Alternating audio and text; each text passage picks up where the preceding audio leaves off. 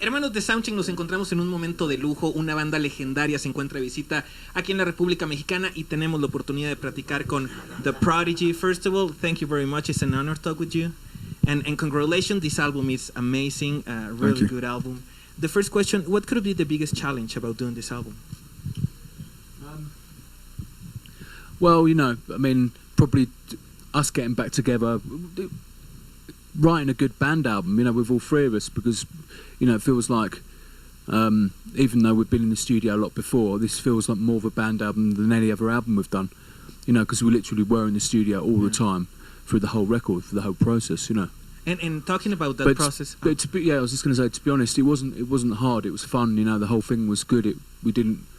Maybe at the beginning when we were experimenting, trying to find our way, that was the hardest part. But once we got going, it felt like it was pretty easy, you know.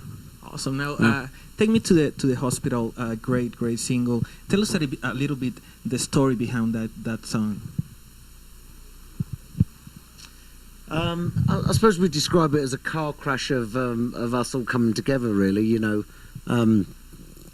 Definitely there's a distinct flavour of all of ours in there, you know, that sort of that sticks out.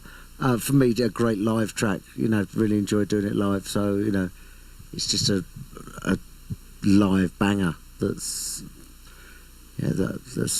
I love doing. We all do. Awesome. Now, talking about the history of the band, for me and for many people, one of the most representative albums of the last 20 years, Fat of the Land. What do you think that was the key that made that connection with the audience?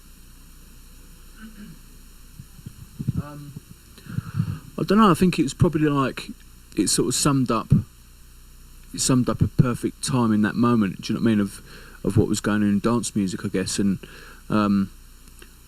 But you know, we've been building all that time, I guess, as well. You know, that was the third album in, and so we'd kind of like, you know, we've got a fan base, and I think Firestarter had obviously dropped, and then a year later the album came out, so Firestarter was massive, and that album was obviously launched off the back of that single.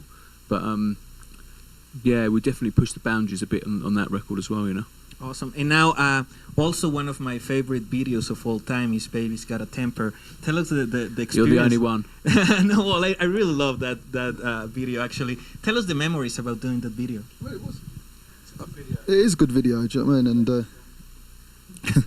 it is a good video. It's quite interesting doing the video, really, do you know what I mean? Totally different for us to do something like that, do you know what I mean? Having not lookalikes, but people kind of representing us in the video. That was quite funny, just seeing that aspect of it, do you know what I mean?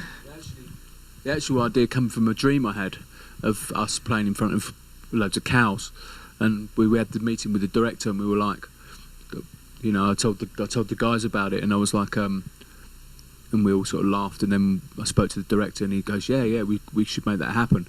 So we went out to Poland for 2 days, and pulled in all these mad sort of fairground and all this stuff, and all of a sudden 100 cows arrived, and we were like, shit, it's really happening, you know.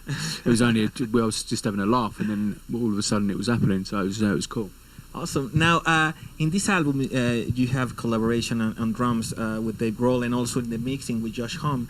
What experience working with them?